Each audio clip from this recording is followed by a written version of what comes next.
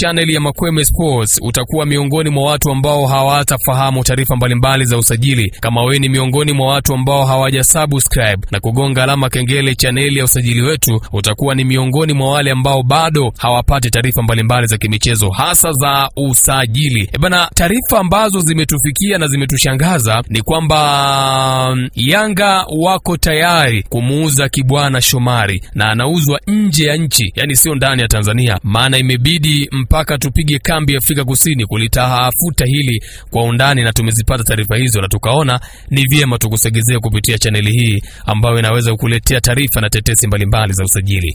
Taarifa za ndani kabisa kutoka kwenye uongozi wa Yanga zinaeleza kuwa klabu ya Yanga wapo kwenye mazungumzo ya mwisho na uongozi wa Cape Town City FC ya kumuuza Kibwana Shomari, licha ya kumuongezea mkataba miaka 2 hadi mwaka 2026.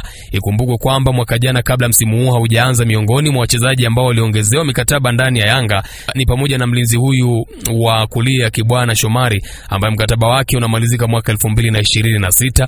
Lakini kwa mujibu wa taarifa ambazo zinaelezwa katika vyanzo mbalimbali vya habari nchini Afrika Kusini, inaelezwa kwamba Cape Town City kutoka pale bondeni Afrika Kusini wamevutiwa sana na uwezo wa Kibwana Shomari na wanahitaji huduma yake. Sasa ni swala la muda tu uongozi wa Yanga kukunjua nafsi na kumpa dili hili Kibwana Shomari. Uongozi wa Yanga ikumbuke kwamba wana wamiliki walinzi wa kulia watatu ambao ni Kibwana Shomari, Atola Kwasi yao pamoja na Israel Patrick Mwenda. Na kwa mujibu wa vyanzo vya kuaminika ndani ya Yanga vinaeleza kwamba Yanga hawako tayari kumwacha Kibwana Shomari asiende kutafuta maisha ya nje. Yani maana yake ni kwamba wako tayari kumwachia, na hii ni kwa sababu ya wao kuwa na mtaji mkubwa wa wachezaji wanaocheza katika nafasi hiyo. Kibwana Shomari amekuwa na wakati mgumu tangu beki wa kulia raia wa Ivory Coast Atola Kwasi yao kusajiliwa ndani ya Yanga.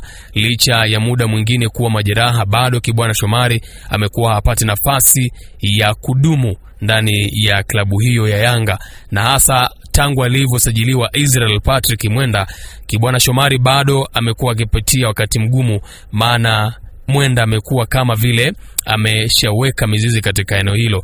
Mazungumzo bado yanaendelea, ila taarifa ambazo tunazipata sisi ni kwamba mchezaji huyo ana nafasi kubwa ya kujiunga na Cape Town City na kuondoka ndani ya klabu ya Yanga. Sisi tunasema kila laheri Kibwana Shomari, kila laheri Yanga kwenda kutafuta changamoto nyingine mpya. Usisahau kusubscribe na kugonga alama kengele katika channel hii ili uwe wa kwanza kuzipata taarifa mbalimbali za kimichezo ndani ya channel hii.